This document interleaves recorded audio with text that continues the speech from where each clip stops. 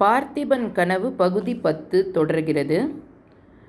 பிரசித்தியாயிருந்தது. அவளை பார்த்திபனுக்கு மணம் செய்விக்க ஏற்பாடுகள் நடந்த பிறகு காஞ்சி மகேந்திரவர்ம சக்கரவர்த்தி திடமனதோடு சேர மன்னனுக்கு தூதர்கள் வந்தார்கள். பட்டத்து இளவரசர் நரசிம்மவர்மருக்கு அருள்மொழியை திருமணம் முடிக்க விரும்புவதாக சக்கரவர்த்தி செய்தி அனுப்பியிருந்தார். அருள்மொழியின் உற்றார் உறவினர்கள் எல்லாம் இதுக்கு பெரிதும் சம்மதமாய் இருந்தது. ஆனால் அருள்மொழி அதற்கு இணங்கவில்லை. பார்த்திப சோழரையே பதியாக தம் மனதில் விரித்து விட்டதாகவும் வேறொருவரை மணக்க இசையேன் என்று கண்டிப்பாய் சொன்னாள். மகேந்திர சக்கரவர்த்தி மிகவும் பெருந்தன்மை உள்ளவர் ஆதலால் அதற்கு மேல் வற்புறுத்தவில்லை. இளவரசர் நரசிம்மவர்மர் மருக்கு பாண்டியன் மகளை மனம் முடித்து வைத்தார். பார்த்திபனுக்கும் அருள்மொழிக்கும் மனம் நடந்த பிறகுதான் பார்த்திபனுக்கு மேற்கூறிய சம்பவம் தெரிய வந்தது. அவர் சில சமயம் நீ சாம்ராஜ்ய சக்கரவர்த்தினியாய் காஞ்சி சிம்மாசனத்தில் வீற்றிருக்க வேண்டியவள், அதற்கு மாறாக இந்த உள்ளங்கை அகல சோழ ராஜ்யத்திற்கு ராணியாய் இருக்கிறாய் என்று சொல்வதுண்டு. முதலில் இதை ஒரு விளையாட்டு பேச்சாகவே அருள்மொழி எண்ணியிருந்தாள். நாளாக தன் பதியினுடைய மனதில் இந்த எண்ணம் மிக்க வேதனையை அளித்து வந்தது என்று தெரிந்து கொண்டாள். அதை போக்குவதற்காக அவள் என்னென்னவோ பிரயத்தனம் செய்தும் முடியவில்லை. விக்கிரமன் பிறந்ததிலிருந்து மகாராஜாவின் அந்தரங்க வேதனை அதிகமாகிக் கொண்டே வந்தது. ஒரு சமயம் அவர், உன் வயிற்றில் பிறந்த பிள்ளை ஒரு பெரிய சாம்ராஜ்யத்திற்கு சக்கரவர்த்தியாய் இருக்க வேண்டியவன், என்னால் அல்லவா இன்னொருவருக்கு கப்பம் கட்டும் சிற்றரசு அவனுக்கு லபிக்கிறது என்பார்.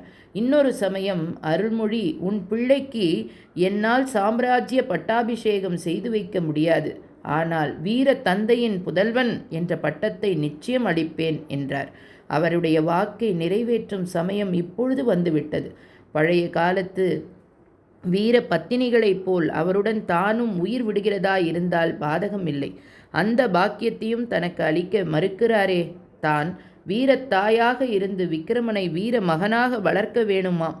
ஐயோ, அவரை பிரிந்த பிறகு உயிரைத்தான் தாங்க முடியுமா? இப்படி எண்ணிய பொழுது அருள்மொழிக்கு நெஞ்சு பிளந்துவிடும் போல் இருந்தது. திடீரென்று அழுகை பீறிக்கொண்டு வந்தது.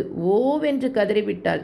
அருள்மொழி, உன்னை வீர பத்தினி என்றல்லவா நினைத்தேன், இவ்வளவு கோழையா நீ என்று கடினமான குரலில் கூறிய வார்த்தைகளை கேட்டு திடுக்கிட்டு திரும்பி பார்த்தாள். பார்த்திப மகாராஜா அங்கு நின்றார்.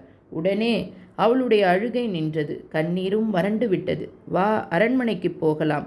அழுவதற்கும் சமாதானப்படுத்துவதற்கும் இப்பொழுது நேரமில்லை என்றார் மகாராஜா. இருவரும் கைகோத்து கொண்டு வாய் பேசாமல் அரண்மனைக்குள் போனார்கள். பார்த்திபனும் அருள்மொழியும் அரண்மனைக்குள் பிரவேசித்து பூஜா கிரகத்துக்கு வந்தபொழுது தீபாராதனை நடக்கும் சமயமாய் இருந்தது. பூஜா கிரகத்தில் சிவலிங்கம் பிரதிஷ்டை செய்யப்பட்டிருந்தது. இடது பக்கத்தில் பார்வதி தேவியின் அற்புத சிலை ஒன்று இருந்தது. தேவியின் இருபுறத்திலும் விநாயகரும் முருகக்கடவுளும் வீற்றிருந்தார்கள். இன்னொரு பக்கத்தில் ஸ்ரீதேவி பூதேவி சமேதராய் மகாவிஷ்ணு தரிசனம் தந்தார். எல்லா விக்கிரகங்களும் சண்பகம், பன்னீர், பாரிஜாதம் முதலிய மலர்களால் அலங்கரிக்கப்பட்டிருந்தன.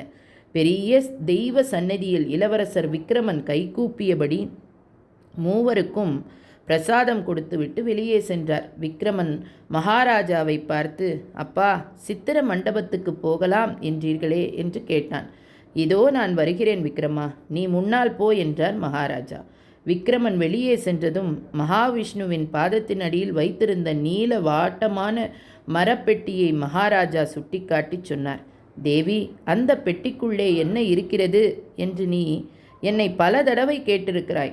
நானும் காலம் வரும்பொழுது சொல்லுகிறேன் என்று சொல்லி வந்திருக்கிறேன். சொல்ல வேண்டிய காலம் இப்பொழுது வந்துவிட்டது. சோழ வம்சத்தின் புராதன பொக்கிஷம் இந்த பொட்டிக்குள்ளே இருக்கிறது. இதோ திறந்து காட்டுகிறேன் பார்.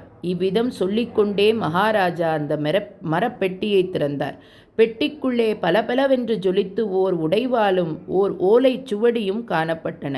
உடைவாளின் பிடி தங்கத்திலான் ஆனது. ரத்தினங்கள் இழைத்து வாளும் எண்ணெய் பூசி கூர்மையாய் தீட்டி வைக்கப்பட்டிருந்தது. ஆகவே பிடியும் வாளும் ஒன்றோடு ஒன்று போட்டியிட்டு ஒளி வீசின. இதற்கு மாறாக ஓலை சுவடியோ மிக பழமையானதாய் கருநிறமாயிருந்தது.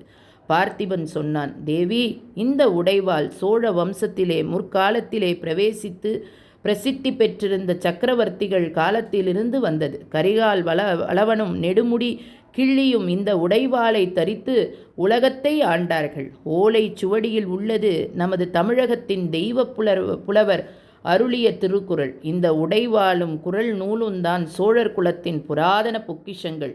இவற்றை நீ வைத்து காப்பாற்றி விக்கிரமனுக்கு வயது வரும் பொழுது அவனிடம் சேர்ப்பிக்க வேண்டும்.